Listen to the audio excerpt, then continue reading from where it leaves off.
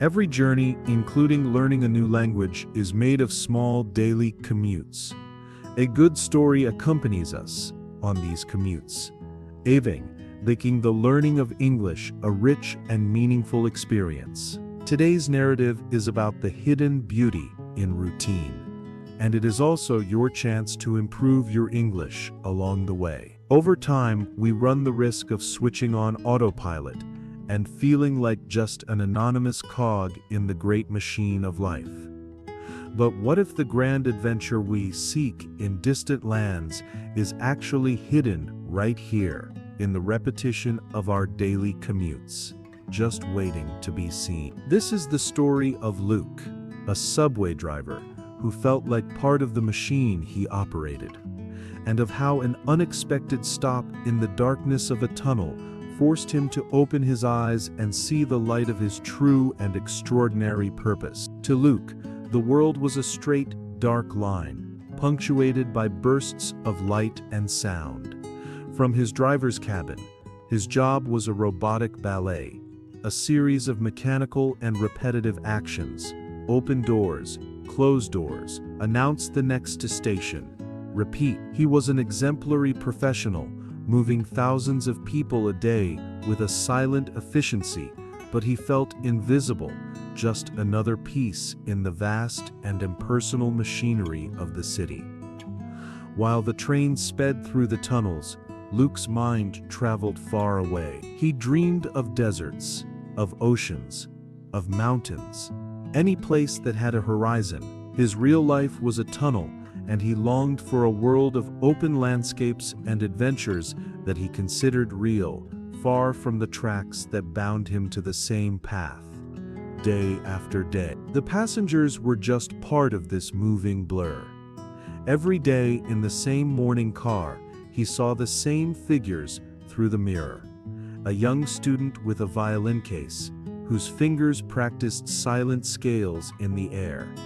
A gentleman with glasses who filled out his crossword puzzles with a pen. A nurse who read a paperback book, enjoying the last few minutes of peace before her shift began. To Luke, they had no names or stories. They were just patterns, anonymous figures that confirmed the monotony of his journey.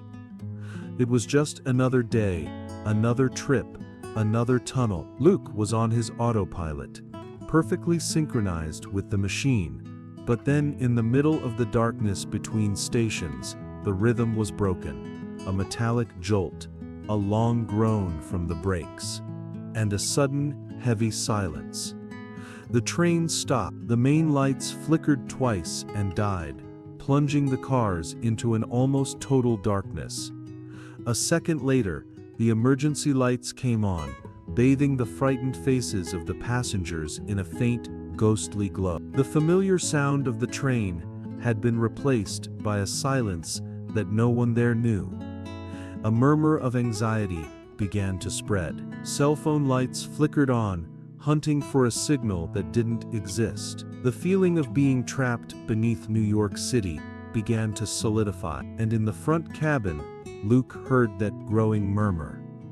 It was in that moment, hearing the fear in his passengers' voices, that his perspective shifted. For the first time, he didn't feel like a driver. He felt the weight of responsibility for hundreds of lives trapped in the darkness with him. Luke picked up the microphone, the standard voice of authority already on the tip of his tongue, ready to give a technical and impersonal update. But he paused. He knew that facts about a power failure would only fuel the fire of anxiety. In that moment, moved by his new sense of responsibility, he made a decision that wasn't in any manual: to speak to them not as an employee, but as a human being. His voice came over the sound system, calmer and more personal than the usual robotic one.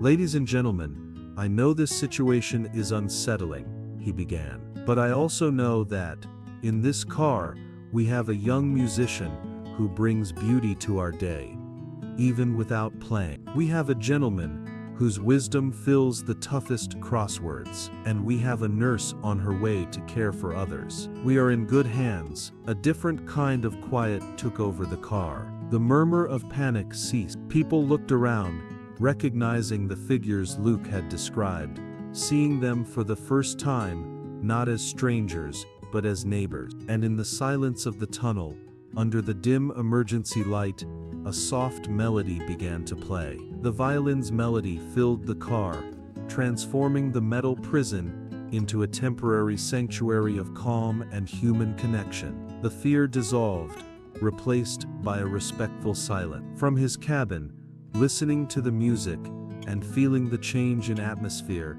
Luke had his revelation. His job wasn't to move a metal box through a tunnel. It was to safely transport hundreds of worlds, hundreds of stories, hundreds of rituals. He wasn't trapped in a tunnel. He was in the beating heart of the city. And then, as abruptly as they had gone, the main lights came back on. The train resumed its journey.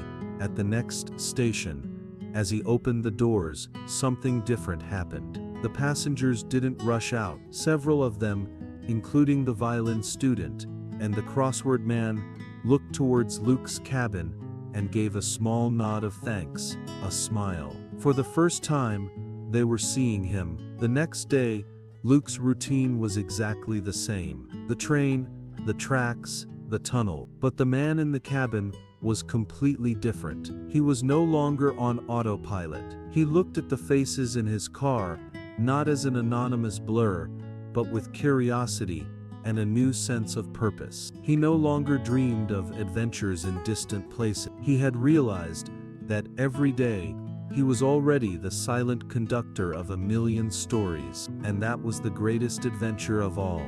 Luke's journey, from the dark tunnel of routine to the light of a new purpose, teaches us a comforting truth. Purpose is not an exotic destination we find after a long search somewhere far away. It is a perspective, a lens through which we choose to see the importance and the hidden beauty in our daily journey. His story is an invitation to stop dreaming of the adventure that is far away and to start seeing the sacred that is right here, right now. What are the stories and rituals that you witness or are part of every day? What is the silent meaning hidden in your commute, in your work, in your daily interactions? If this story about finding beauty in the ordinary resonated with you, leave a comment below. Like and share this video so this message can find others who feel trapped in their own routine. And don't forget to subscribe for more stories that teach us to see the world with new eyes. Until next time, look around.